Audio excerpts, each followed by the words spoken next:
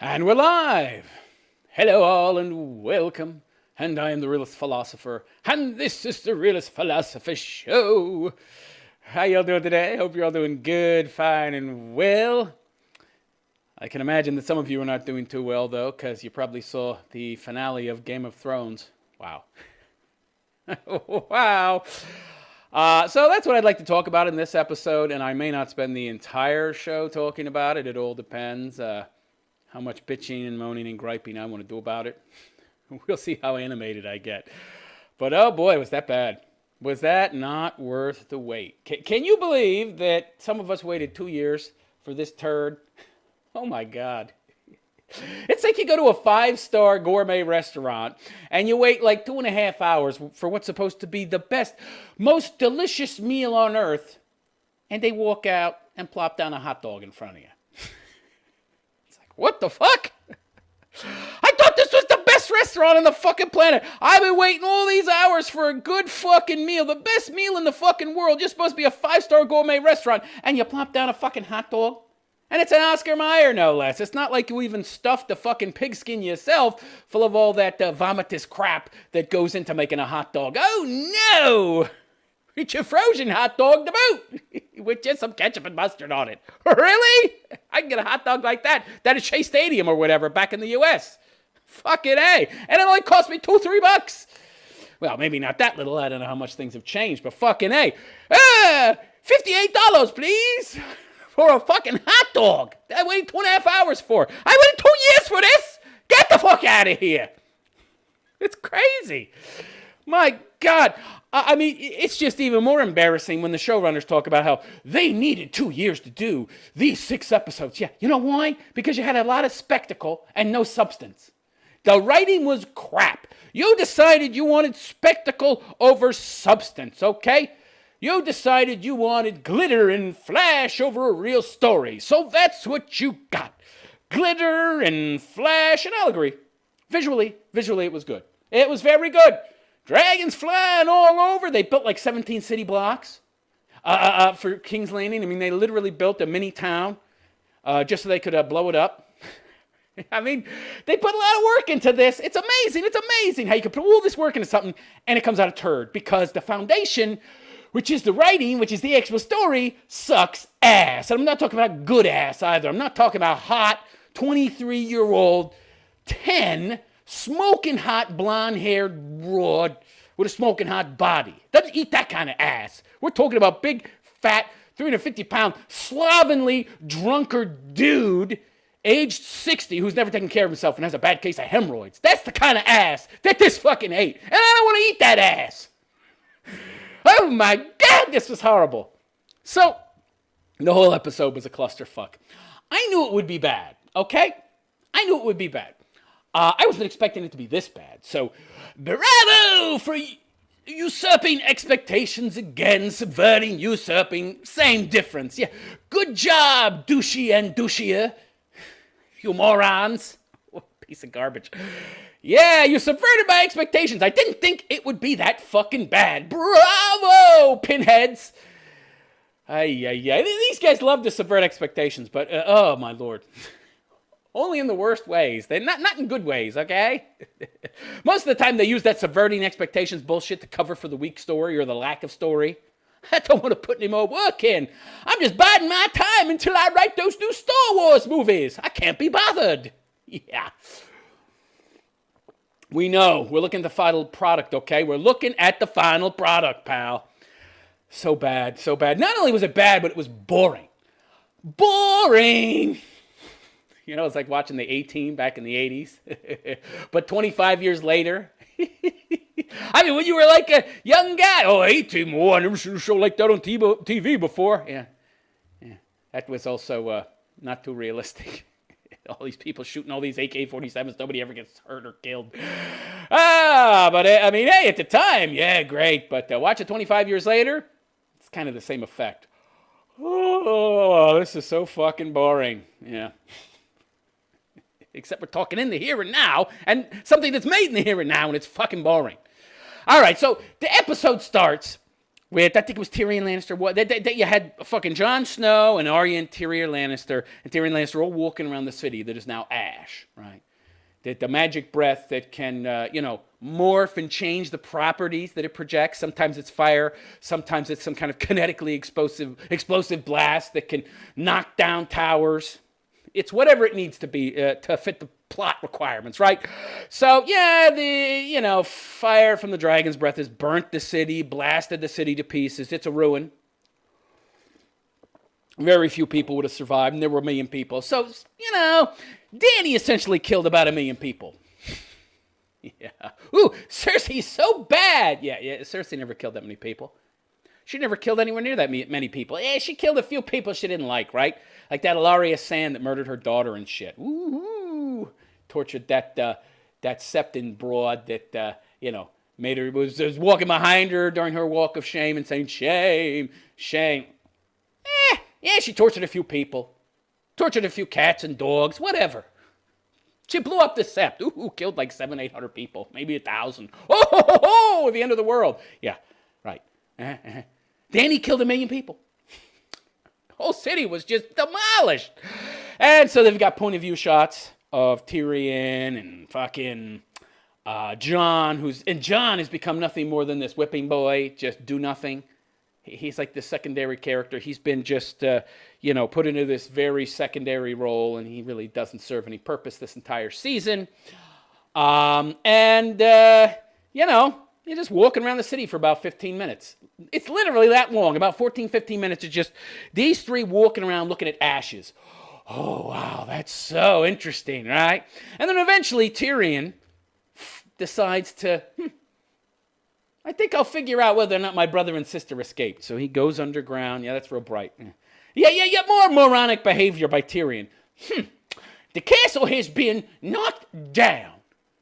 There could be a lot of structural instability in a basement of a building that just fell on top of it, but I'm just going to go down in there anyway so that maybe I can have a fucking ceiling drop on my little dwarf head. Yeah! And do more damage because there's more distance between my head and the ceiling. So it'll get to build up even more speed and deliver more of a bonk to my fucking noggin. Sure, good idea, Tyrion. So he goes underground to see if he can find his brother and sister. And surprisingly, there's very little rubble, considering what we saw of Cersei and Jaime's death in the last episode. Of course, there's conveniently tons of rubble blocking the exits that would have allowed Jaime to escape. Of course, because, it was required by the plot to make sure that him and Cersei got trapped down there so that they would both die horribly. But surprisingly, there was very little rubble on them, and Tyrion was very able to find them very easily. So he sees some light that apparently Jaime, couldn't see when he was looking for a way out. I can see no exits. But Tyrion, he spots a little opening at the very top of the rubble through one of the exits that was blocked so that Jaime and Cersei couldn't get out, and he climbs up it with little dwarf hands and little dwarf feet. Would have been much easier if he was Jaime, but again, Jaime can't see. Oh, no light. Yeah, I can't escape. And so he pulls away a little bit of rubble. He crawls through the little opening that Jaime could have made much bigger and gotten him and Cersei out, But again, the plot required that they die, so he missed that little opening. And he crawls down the rubble that's blocking the entrance, and the room is open. Where's the rubble? I thought the whole fucking palace fell down into that chamber. It's just a little pile of it on the floor. So, he goes to the little pile and sees a golden hand sticking out. It takes him about 2 seconds. 2 seconds, he moved like 3 bricks. And he uncovered their bodies. I was like, shit. If he'd had a shield to hold up, he might have lived. That's not that much rubble on top of these two. The impression I got was the whole fucking building fell down on him. It's just a few fucking bricks. Few bricks. That'll do it. That's why they wear hard hats at construction sites and all that. It doesn't take more than a brick to kill you, right? But fuck me. I thought it was gigantic chunks of ceiling. He just pulled a few bricks aside. There's Cersei there and Jaime. They're surprisingly intact. Their handsome, beautiful Lannister faces and features are all visible. What?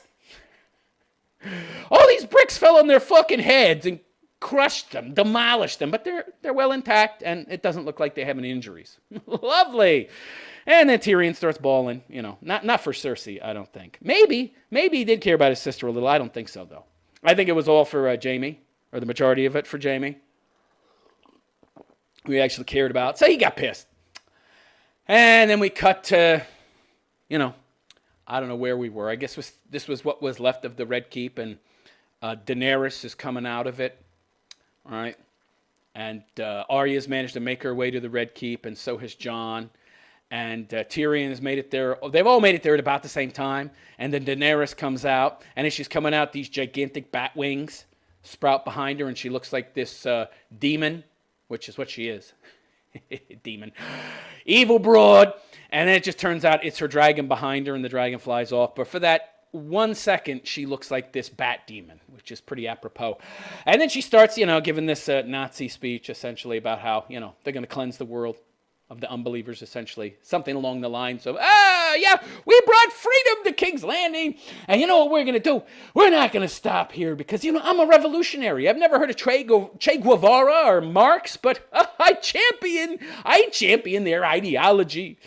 We need to get rid of these classist societies, and all the elites and noblemen, and any of these poor, pathetic, oppressed people who support them have to go too. So I'm going to free the world by destroying most of the world. Brilliant idea. So she wants more war. She wants more war. She wants more fire. She wants more blood. She says, I'm not satisfied. Are you satisfied? I only killed 1 million people. 1 million people that didn't support me. They supported Cersei, so they had to go. So the way Cersei sees things, and I don't know if all of you out there understood this, she made a comment earlier on about how, remember those slave cities that she conquered and then took over, and then when she left them, they just got reconquered by the masters again? She's brilliant, by the way. I'm going to conquer a city. I'm going to leave alive all the masters, well, enough of the masters anyway, obviously, and other cities who wanted to retake these cities that she took. I'm going to leave alive enough opposition and not enough support for myself and my vision. I'm not going to leave enough of that behind to maintain the city. So I leave. Masters will take over again. Slavery will continue. And all I did was just kill a bunch of people. Accomplish nothing. Except set up a scenario whereby later I could get to kill even more people. Yeah, she likes killing and burning shit. She talked about how the slaves in those cities supported her. About how, hey, they stood up and fought and killed their masters and fought for their freedom. Those people in King's Landing, though, they didn't do any of that. They supported Cersei by not rising up and fighting against her. They didn't stand up and side with me, right? They didn't stand up and say, hey, Daenerys is coming.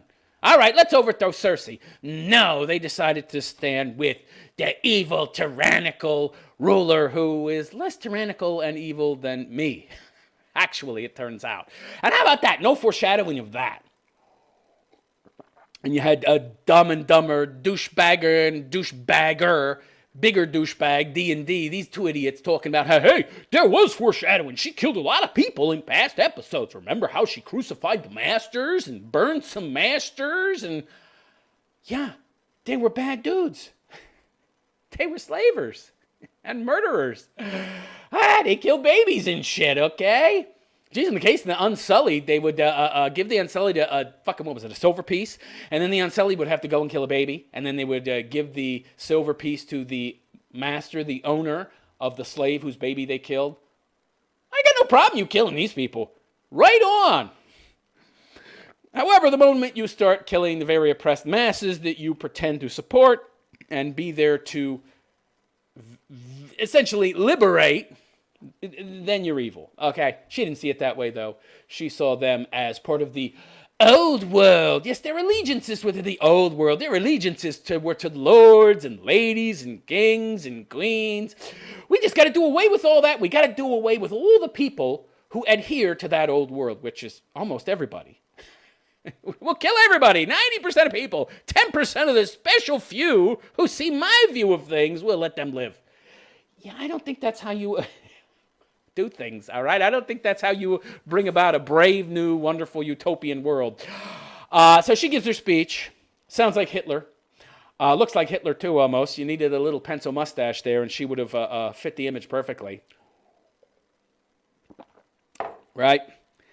And so then when she's done, turns around, walks back in, she says to Tyrion, "You betrayed me." Yeah, you freed your brother. Oh, big threat. Yeah, real big threat. Guy with one hand. How horrible.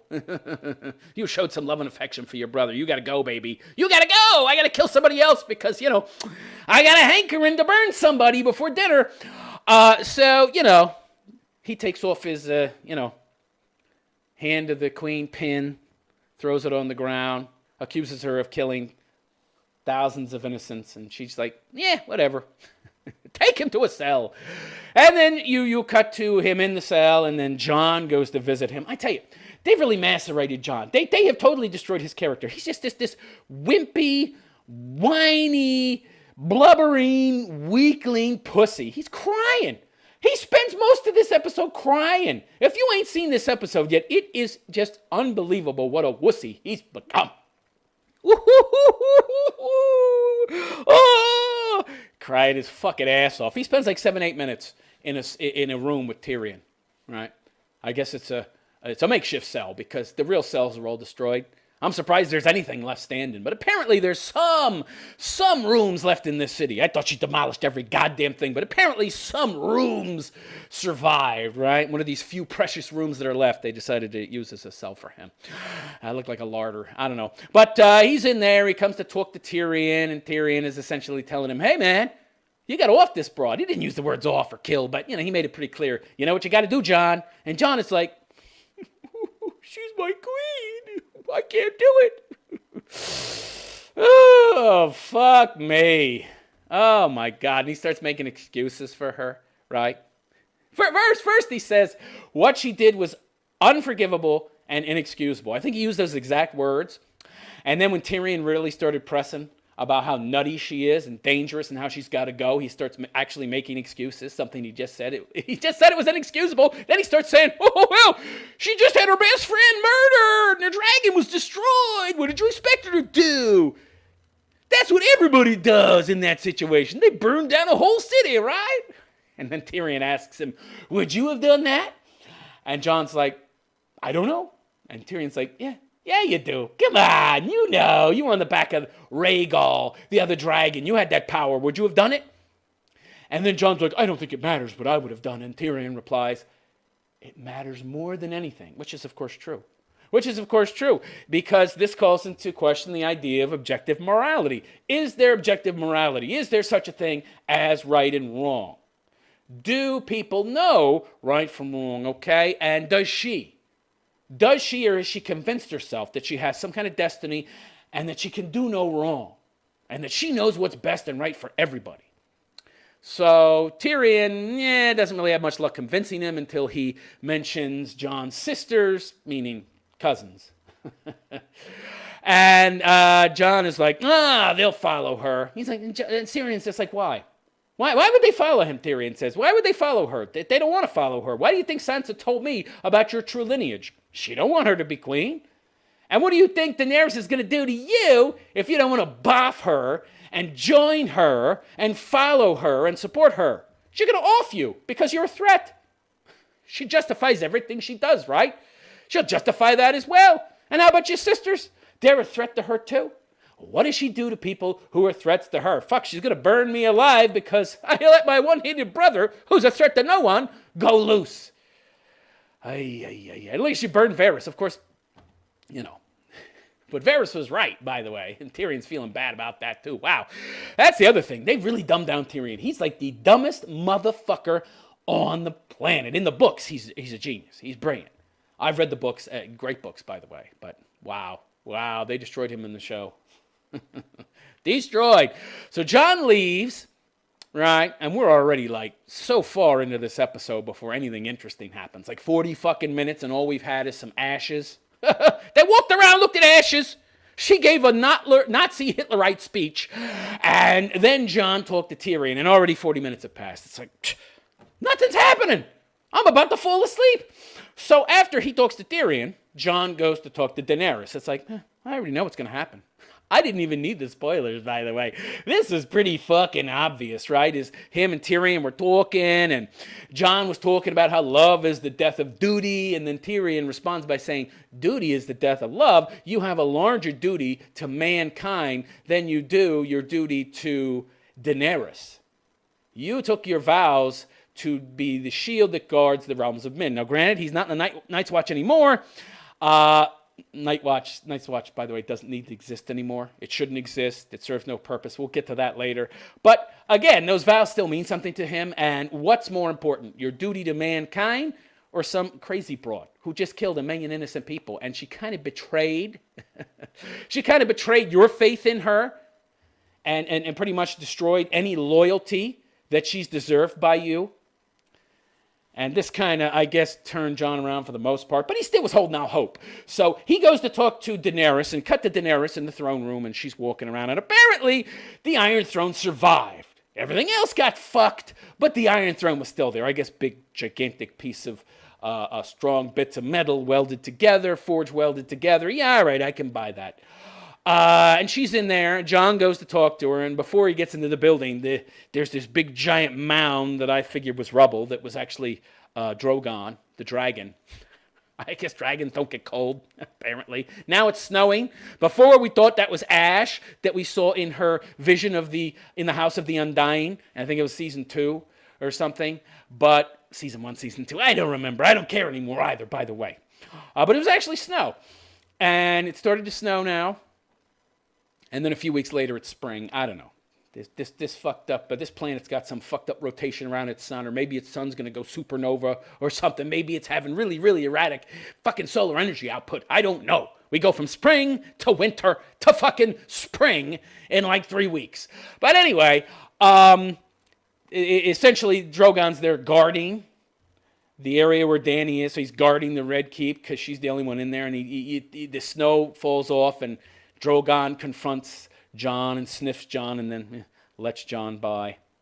And Jon goes in, confronts Dany. Dany starts talking, about destiny and shit, about how when she was a kid, her wackadoo brother, just like her, essentially. Yeah. Yeah, her brother Varys was older than she was, right? About the same age that she is when she is at that point where she just killed 1 million people. And justifies it by saying, you're part of the old. That kind of nonsense. So, yeah, she went nutty about the same age. By the way, boy, wasn't that just horribly done? Where was the foreshadowing? I really didn't see the foreshadowing. How did they get from Daenerys, breaker of chains, Daenerys, I want to be a savior and save people, to, I'm just going to burn them all. Whatever.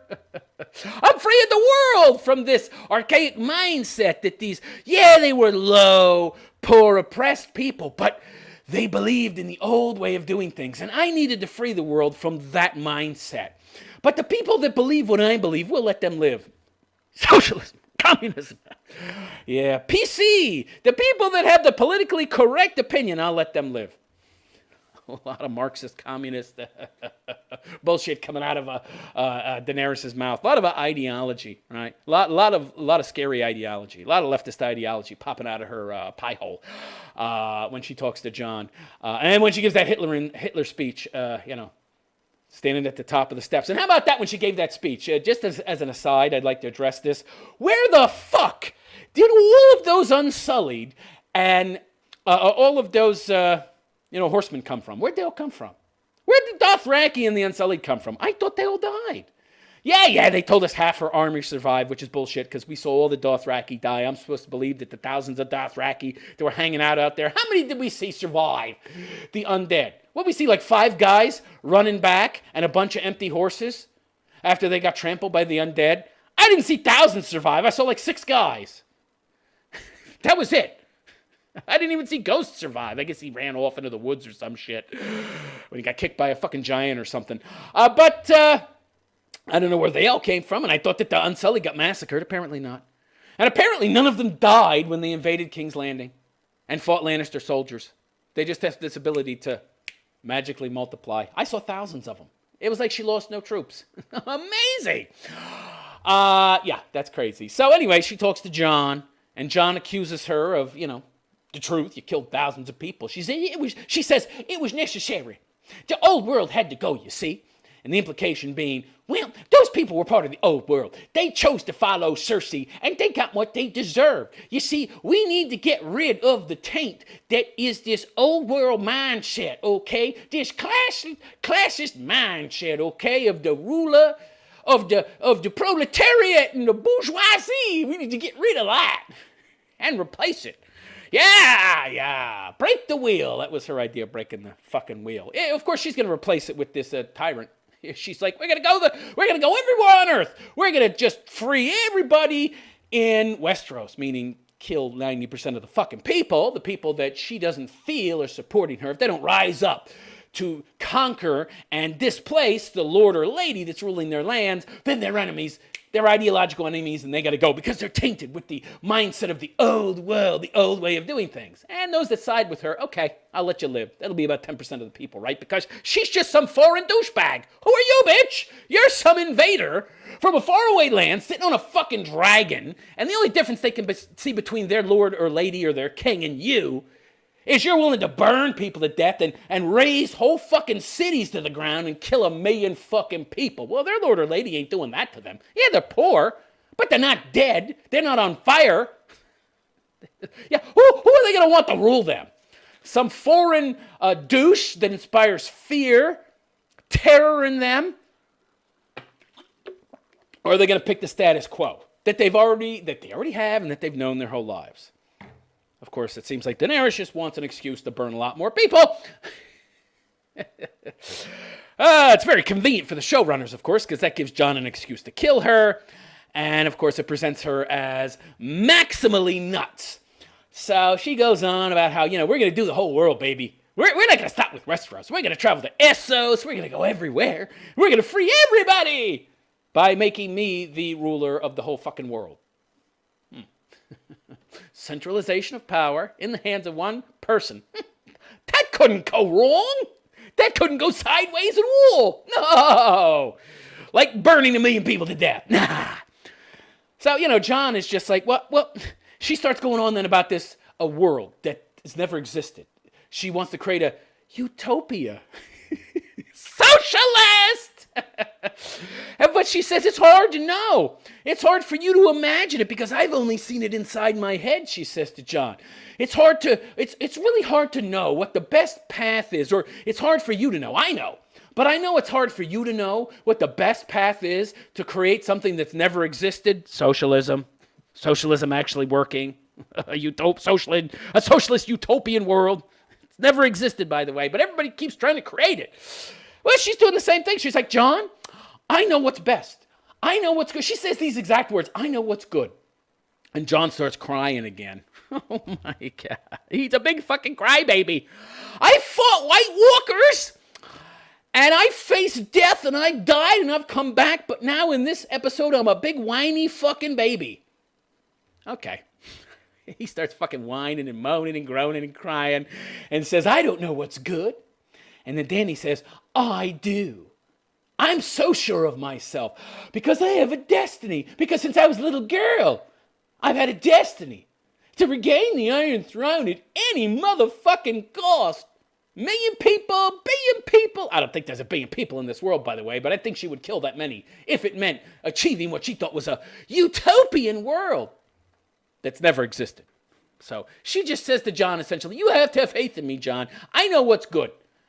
And then Jon replies, and this is what changes. This is what essentially convinces him. This is the nail in Daenerys' proverbial coffin, as it were. He says to Daenerys, but Daenerys, Dany, what about all those other people in the world who also think they know what's good and right? And Dany just smiles. Well, and she replies, well, they don't get to have a say. Oh, really? Oh, wow, that's some great world you want to create there, honey, where you're the totalitarian ruler of the whole motherfucking planet, and you have absolute power and absolute say over what's right and what's wrong. Politically correct, and not politically correct. And your children will have the same power. And essentially, your children and their children will rule the whole fucking world and get to decide who's good and who's bad. And even if you were to be a good ruler, which you're not going to be because you just massacred a million fucking people and are trying to justify it. But what about your kids? Flip a coin, 50-50. And if you stay with John, who's your fucking nephew, and have kids with him, because, we don't know if she can have kids, by the way. They never ever addressed that. Remember that crazy, wacky blood sorceress that tried to save her hubby Drogo and ended up cursing him and turning their child into some kind of pterodactyl in the womb that turned to dust when it came out. She said that Daenerys couldn't have kids, but we don't know. Maybe she could. We'll never know. But whatever the case might be, she were to centralize that much power and create such a strong power base where she had all the control and whoever succeeded her also had all the control, that's a recipe for fucking disaster. Holy shit. She wanted to take over the whole world, not just fucking Westeros. And Jon was like, okay, she's a nut. She doesn't give a fuck about what other people think. She thinks she knows everything. She thinks she knows what's right. She wants to essentially kill everybody who essentially doesn't automatically bend the knee and essentially, of their own volition, all these poor, pathetic peasants who have scythes and, and all they've got are kitchen knives and shit. But we're going to overthrow our lord because Daenerys is coming. Oh, yeah, we're going to side with Daenerys, this foreigner with a dragon that's burning all our people to death. No, we're just going to toss aside our lord for her, right? These poor peasant farmers who have been nothing but serfs their whole lives, they're going to automatically choose to change their allegiances, right? And if they don't, they die. But that's okay because, she's doing what's necessary to make the world a better place. Well, Jon was like, oh, okay. Yeah, this broad doesn't care about freedom. She doesn't care about freedom. She doesn't care about liberty. She doesn't care about the people. She has a vision, and she believes she has a destiny, and she's went nuts out of nowhere, by the way. Again, no setup for this. Come on. The people that she's killed in the past, that was not foreshadowing, okay? Foreshadowing actually lets you know, but, in a systematic and graduating way, what's going to occur. It gives you little hints, but there were no hints. She burned. Come on. The Masters, the evil guys. The Sons of the Harpies, evil guys. The fleet that attacked Marine. There was no foreshadowing here. I just love how the showrunners try to explain their lazy and bad writing. Oh, there was foreshadowing. You just don't know it because you're not an experienced, good enough TV watcher. You're not smart enough. That's like when you go into one of these. Anybody ever watch that show, Kitchen Nightmares? Or one of those shows with the Gordon Ramsay or something, where you had these people who essentially were in heavy denial, right? They were these people, like, sometimes they were professional chefs, sometimes not.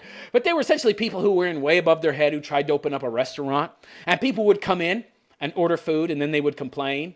And then the owner, who was oftentimes the chef as well, would reply by saying, well, those people just don't know what good food is. All the arrogance. All these people are complaining. It's just because they're dumb and ignorant. And they really don't know how good food is supposed to taste. Yeah, okay. I think rotten garbage tastes bad to everybody. Oh, I'm just not a refined enough TV watcher, say Dumb and Dumber. It's my fault, not theirs. Yeah, it's the same kind of thing, really. Oh, they think they're brilliant. They're special geniuses, and the rest of us are morons, right? The rest of us are morons if we don't agree with them. Yeah, okay, guys, whatever. So Jon realizes the truth, that she's a tyrant, she's a despot. And by the way, something that really bothered me about this episode, and has bothered me this whole season, Jon has just become this, essentially, all right, so he doesn't, well, the thing that really bothers me about Jon this season is that he doesn't make decisions anymore. He has to be convinced of shit, right? Daenerys just burned a city of 1 million people, but I don't know. I think maybe I need to remain loyal to her. I can't believe how many times in this episode he said she's my queen. Arya, this is something I forgot to mention. So before he talked to Tyrion, before he walked up the stairs, before the Nazi speech, or maybe it was after. I don't know. I wasn't paying attention too much after a while. It was so boring. She talks to him and tells him that she's got to go. Do you think that Sansa's going to bend the knee to this monster? And he's like, she's my queen. Says the same thing to Tyrion. My God, he must, I don't know how many times he said she's my queen in this episode. He actually had to be convinced. He actually had to be convinced to do what was necessary. Had to be convinced. By the way, he's the king, not her. He is the son of Rhaegar, okay? You know what that means? He's the next king. The surviving son of the first son of the king is the king. She's the daughter of the current king, but that's not how the line of succession works. So he is the rightful king, not her. So Tyrion tells him, you're the only one that can really do something. You're the only one with the right. You're the only one that can pretty much get close enough to do anything. And he's like, oh, but she's my queen. He's literally got to have his arm twisted. He's so indecisive. This is not the Jon I know. They neutered him. They chopped his fucking balls off this season. So when she says to him, excuse me, when she replies, they don't get to have a say. He just realizes what he's got to do. So he kisses her and hugs her, and after she tries to beg him and tries to get him to join her in her, orgy of death, where she's going to kill 90% of the world because they have the wrong think. And while he's kissing her, he stabs her through the fucking heart with his dagger. And she's just kind of surprised, looks down, doesn't say anything. Some blood comes out of her nose and mouth after she dies. I don't know how that works. You stab somebody through the heart, they suddenly start spilling blood out of their mouth and nose. I don't know how that works. But anyway, she dies. And this is how you know there's a psychic connection, something they've never been pretty 100% clear about. But this is how you know there's a psychic connection between her and her dragon. Not very long after he stabs her, you can hear Drogon screaming. And he comes flying in. And Jon sets Daenerys down lovingly and with care. And the dragon comes over and he pokes her body with his big gigantic snout and sees that she's dead. Then he starts screaming and all that shit. And so what does he do? Does he burn Jon? By the way, this would have been very interesting. This would have been good if he had tried to burn Jon and the fire didn't work. Like he's burning Jon, flames. You can't see Jon in the flames. And then the dragon stops breathing and Jon is still there. Yeah, he's a Targaryen, you see. He also is immune to fire. Oh, no, can't do that. Can't do that.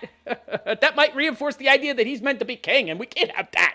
Too predictable. Have to subvert expectations. Can't do anything interesting. Nah. So what does Drogon do instead? It looks like he might burn Jon, but instead, he burns the Iron Throne and melts it. Yeah, it turns out the dragon is as smart as a person. He's not like dog smart. He's human being smart.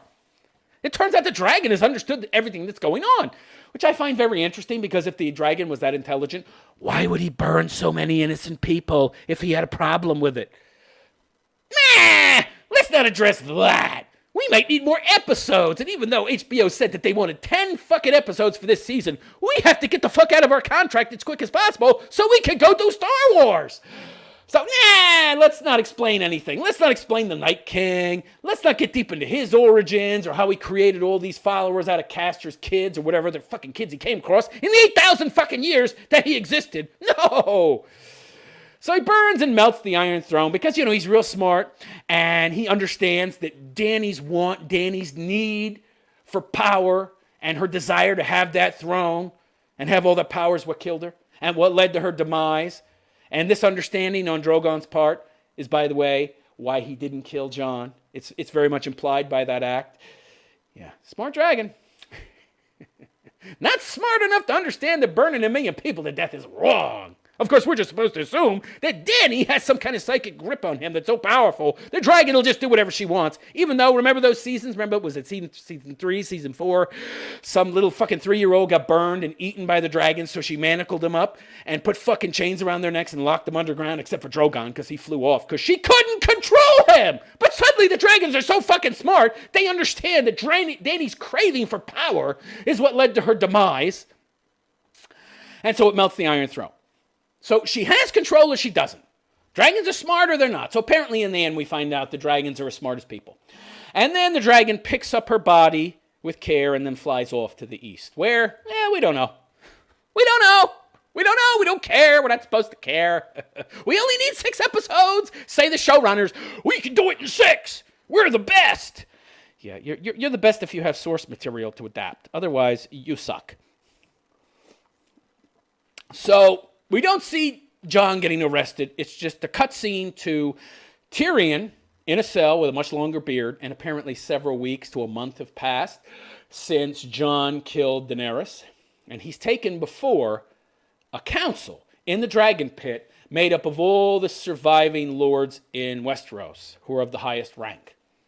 So you've got Brienne. I don't know what the fuck she's doing there, by the way. She's not a high lord. Her fucking father is the lord of some minor little fiefdom on a fucking island called Tarth. You've got the dopey kid from the Eyrie, who was getting breastfed until he was 12 years old by his crazy mommy. But apparently he's grown out of his nuttiness and, because he was actually fostered by real men for some time there and got rid of crazy mommy, he's actually matured and become somewhat normal now, it seems, and he's fully grown. And you've got the old fat knight, the white hair that, was always around. He's there as well. And there's some other people, Yara from the Iron Islands, and of course Sansa, and Arya, and Ed Muir, right, who had been in prison in the Frey dungeons for so long. He's got grayish hair now. And Sam is there as well. I wasn't aware that the Tarleys were a major house. They are bannermen of the, I believe it was the, I forget. It's too many things to keep track of. The flowers, the house, the roses that grow strong. Yeah. But anyway, the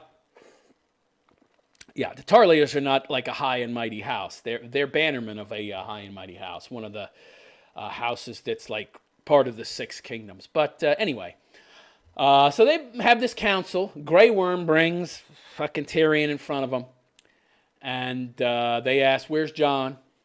We told you to bring Jon." He's like, "You don't tell us what to do with our prisoners. They're our prisoners." He's pissed because, Jon killed the wackadoo the really, really nutty broad. The megalomaniacal killer, right? The nut job. The Hitler broad, yeah. "You killed my queen!" Yeah. Okay, whatever. You don't get to talk to him. He's pissed at Tyrion. "Oh, you let a guy with one hand go." Ooh, everybody's mad at Tyrion. Big fucking deal. He let his brother go. I didn't see the big deal about that. And he's calling Tyrion a criminal and all that. What a bunch of crap. So anyway, they start to talk to Tyrion. And suddenly Tyrion goes from being a prisoner to, running shit. He starts telling them what they ought to do.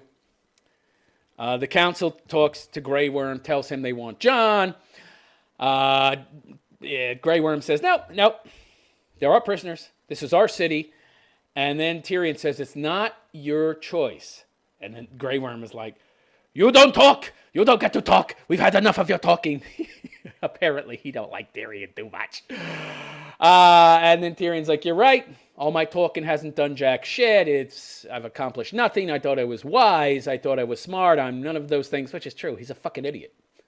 He used to be smart. But for plot convenience, he needed to be dumbed the fuck down, right?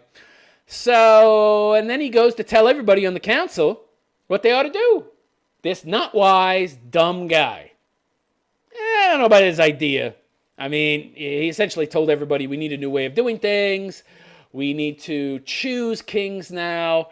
And it'll be the king who decides what happens to me and what happens to Jon because, well, it's not your country, Grey Worm. And then Grey Worm is like, "Okay, go ahead, choose your king. Choose your king. Go ahead." The king who will then decide what happens to Tyrion and what happens to Jon.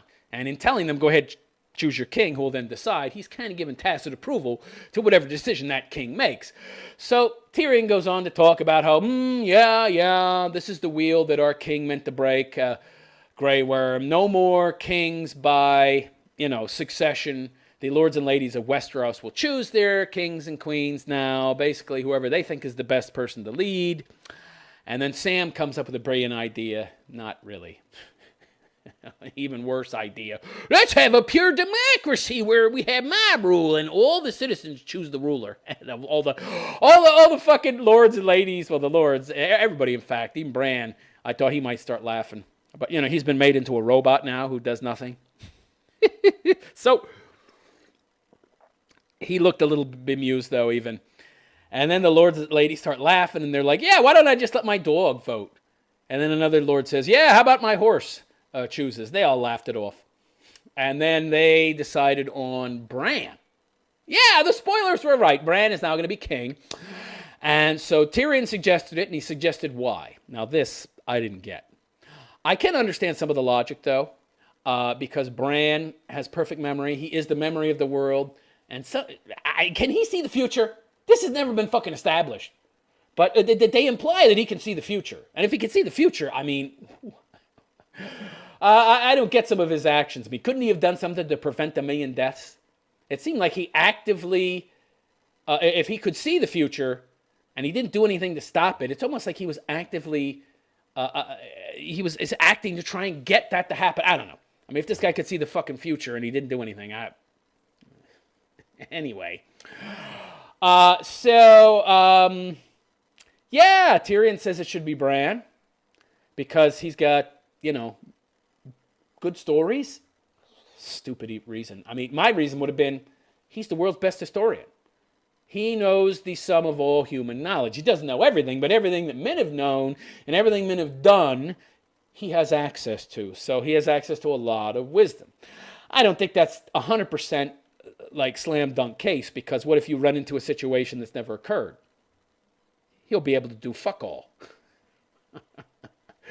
But anyway, they all just like, okay, yeah, I'll choose him. Tyrion, who technically is a great lord. He is the lord of House Lannister, lord of the West, so he's got a say, and he votes for Bran, and then Samwell votes for Bran, and then Bran's uncle, who for a second tried to put himself forward as a candidate for king, but Sansa told him to sit down. I gotta love it!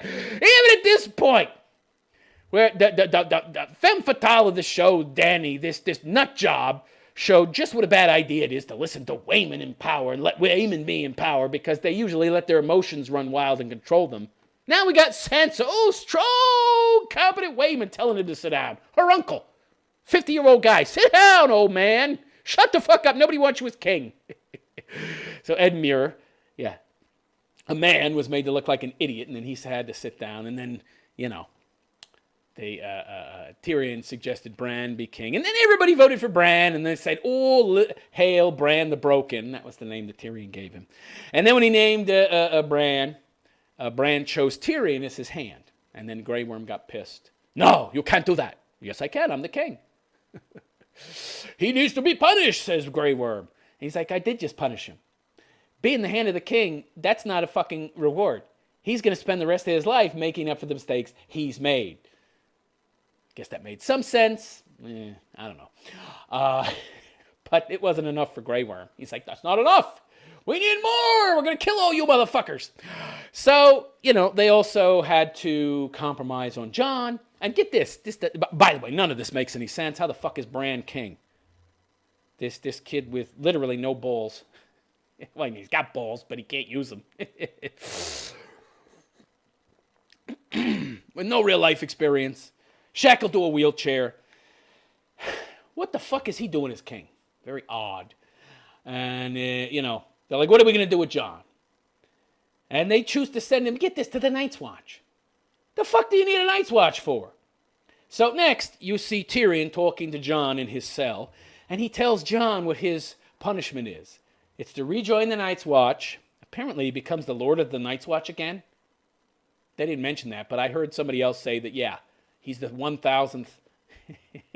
So he was the 998th, then Ed, who died protecting Fat Pantload Sam in episode 3 of this season, was the 999th. And now Jon is the Lord Commander again. Of what? Why? There's no Night King. There's no giants.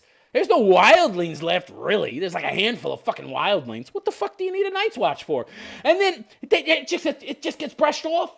Tyrion just says, bastards and cripples and broken people, there'll always be a place for them. That's why the Night's Watch needs to continue.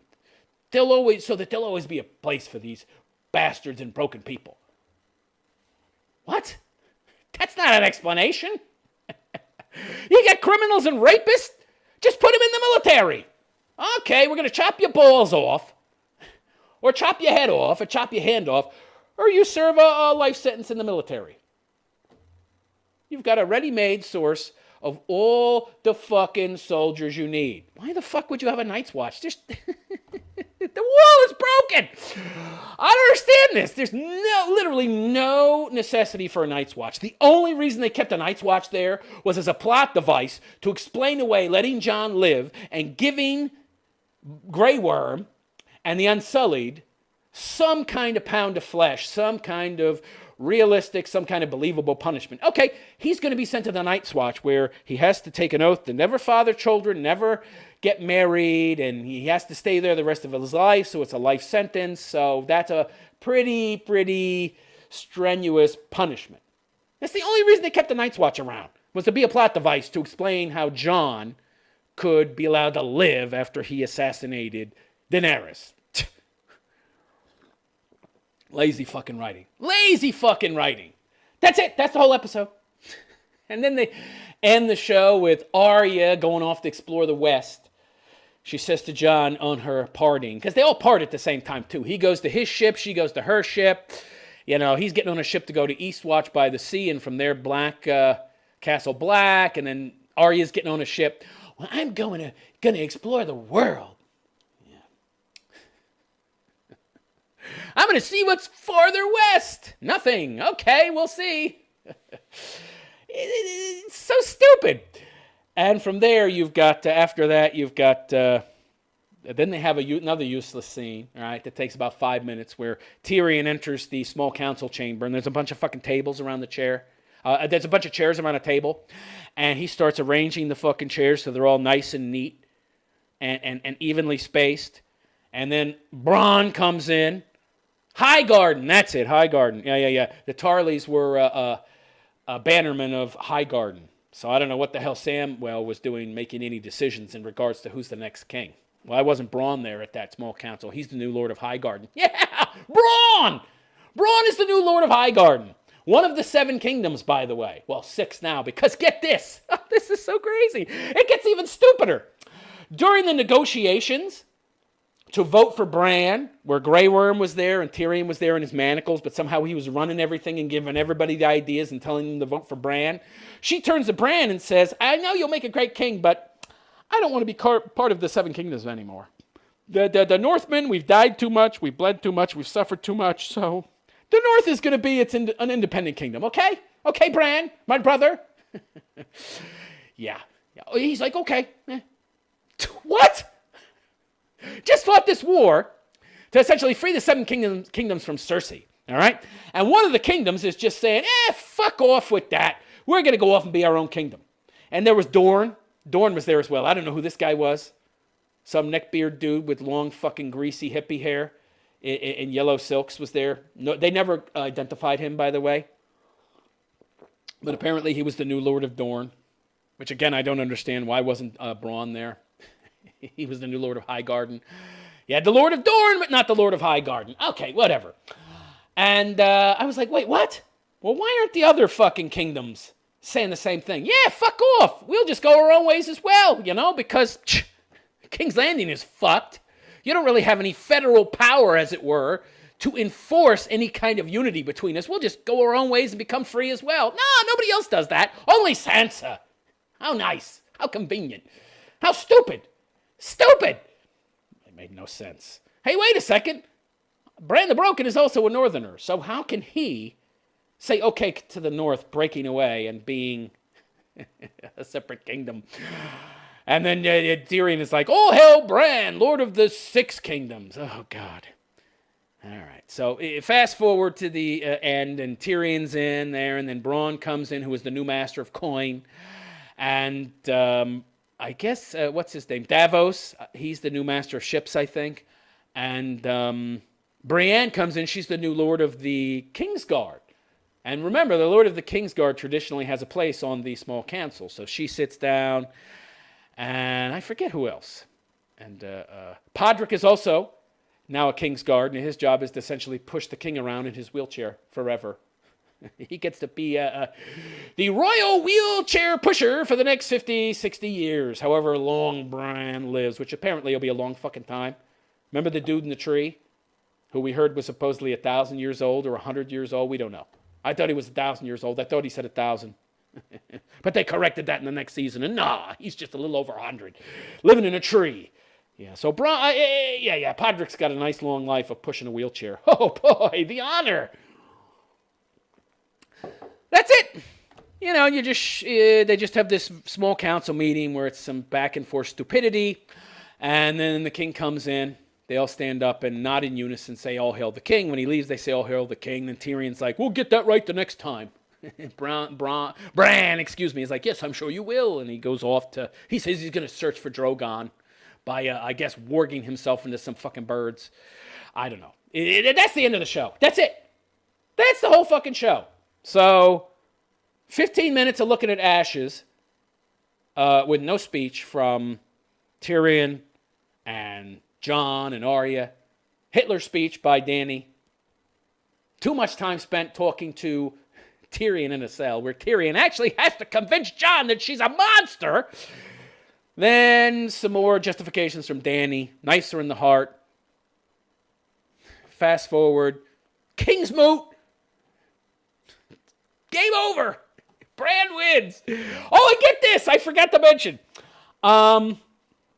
When everybody voted for Bran, Tyrion said to him, I know you don't want to be king, but it's important. It's necessary. And then Bran says, why do you think I traveled all this way? He wanted to be king. All of this setup, all of these 8 fucking years, 9 years actually, because of the 2-year hiatus they needed to make this masterpiece season. We really needed the 2 years for all the CGI and special effects. It only took us about a week to write the script. Then we spent the rest of the time sucking cocaine off the nice asses of Colombian whores. Oh, okay. Yeah, 2 years for this garbage. Oh, my God. Yeah, Bran wanted to be king. All this setup. He wanted to be the king. Robot boy. How about Bran? How about his story arc? He becomes a robot. He becomes Mark Zuckerberg. He becomes Data. This emotionless automaton that seems to... oh, my God. I didn't expect it to go in this long. But, yeah, this is just the worst fucking ending possible. Wow. Yeah, you subverted... Well, I mean, it didn't subvert my expectations because I saw the leaks. And the leaks were 100% correct, by the way. 100% correct. Absolutely, positively on the fucking money. Night's Watch. It's just horrible. None of it made sense. Didn't make any sense at all. There was a heart-touching scene, though. There was one good scene where Brienne was in... by the way, it's amazing. She demolished the Red Keep, but certain rooms within the Red Keep survived. Yeah. For plot convenience, right? So she's in the room where the room of the Kingsguard, I guess, where they keep all their weapons and armor, and the Book of the Kingsguard, which has the accomplishments of all of the previous members of the Kingsguard, and she opens the book and goes to Jaime's page, and it's like very little there. And she takes it upon herself to start filling in all the honorable, noble things he's done since his character arc began. I mean, really, Jaime was just one of the worst destructions in terms of characters. I mean, they really fucked up his character arc, huh? Boy, I tell you, that Cersei must have had some magic pussy. I mean, this fucking guy. Oh my God, he's willing to just fuck himself over completely. Just in the hopes of getting a little taste. Pathetic. It's pathetic. It's so stupid. So she starts writing, and she fills a couple pages up of all his noble deeds, saving Catelyn Stark's children, honoring his oath, taking back River Run without anybody dying. He died defending his queen. So that was a touching moment. And when Tyrion talked to Jon in the cell, that was okay. But again, Jon was such a blubbering mess. I was just yawning. It's so boring. It was so fucking boring. It's just the biggest letdown. And there were ways they could have redeemed it. But of course, I knew the leaks were right because they were the worst possible ending. I remember reading these leaks and I was like, Bran becomes king. Jon rejoins a Night Watch that doesn't need to exist. So clearly there's just a plot device so they can get rid of him and make sure he can't essentially have a claim to the throne anymore. All right. Ship him off to Timbuktu. They need a Timbuktu to ship him off to, right? Oh, he does. By the way, Ghost does get his pets, right? Once he returns to Castle Black, there's Tormund and there's Ghost. He gives Ghost a nice scratch behind the ear and Ghost licks his face. Oh, so touching.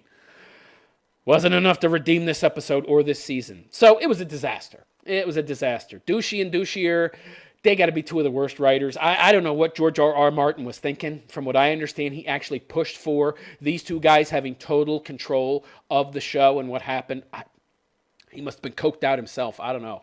He's a 70-year-old guy. But I guess 10 years ago when he signed up and got all that cash, I guess he was like, I'm 60.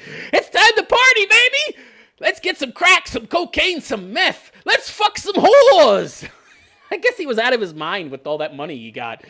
Yeah, these two guys, they're the guys, man. Dumb and Dumber, man. Douche and Douchier. They're the guys. They've got to control everything. By the way, up until that point, had they done anything? Wasn't one of these idiots the guy that wrote that Wolverine Origins, that horrible movie where you had Sabretooth as his brother, and they had Deadpool, but not a good Deadpool. He had his fucking lips sewn shut. That movie sucked. Well, one of these guys was the guy that fucking wrote that movie. So you ought to know how bad. Yeah. That was a disaster. Well, yeah. But these guys that really had douchey and douchey or hadn't really done anything up until getting chosen for this, so I don't know what the hell George R.R. Martin was so gung-ho about them having total control, but yeah. It's got to be these guys! Man, he must have been out of his mind on blow to choose these fucking guys. But anyway, yeah, that's it. That's it for my review of this episode. It was a horrific fucking nightmare. It was torture just to watch it. They took all the male characters and fucked them in the ass and just reduced them to morons and simps and blubbering wimps. They reduced Daenerys to just this nut job who needed to be disposed of. Right now, let me get this straight. By the way, I don't have a problem with them turning her into the Mad Queen. Just like I don't really have a problem with them having the romance between her and Jon, but the setup was so poor. And the development was so poor. By the way, I never bought the relationship between her and Jon. Never. It just seemed so forced and rushed. So it just didn't seem real. I just didn't buy it because of that. And the same thing with her going nuts. You don't go, it's not like that. You don't go nuts at the drop of a hat, okay? There's always going to be some foreshadowing. And there wasn't enough of it. And it didn't happen over a long enough period of time. And the 6 episodes, it's a joke. And what was the last season? The last season was 7. I don't get it. I don't get it. I bet they had 2 years. The first fucking 6 seasons, they did 10 episode seasons, and they did it in a year, all 6. Why the fuck couldn't they have done that for season 7 and 8? And done a good job, and by the way, had more time. Okay? More time to then jump into and do Star Wars. But they opted for spectacle. They opted for glitter and flash over substance. The only thing that took so long over this 2-year period was the CGI. All right? Was the building of all these gigantic sets. The grandeur of it. But the writing was crap. The plot was crap. So let me know what you think in the comments section. And if you like my content, please like and subscribe to my channel. And also check out my website, therealistphilosopher.com. That is therealistphilosopher.com. And you can follow me on Facebook and Twitter, Gab, and Instagram. You'll find all of the relevant links in the description below. And please drop a comment below. Comments lead to more views, more likes, so that's good for me. If you don't want to contribute to my channel, the least you can do is give me a like, drop me a comment. And also, if you'd like to contribute, you can go to therealistphilosopher.com/donate. I make content Monday to Friday, religiously. So if you like my content, please consider donating. And that's it. Hope you enjoyed. I am the Realist Philosopher, and I wish you a good day. Take care.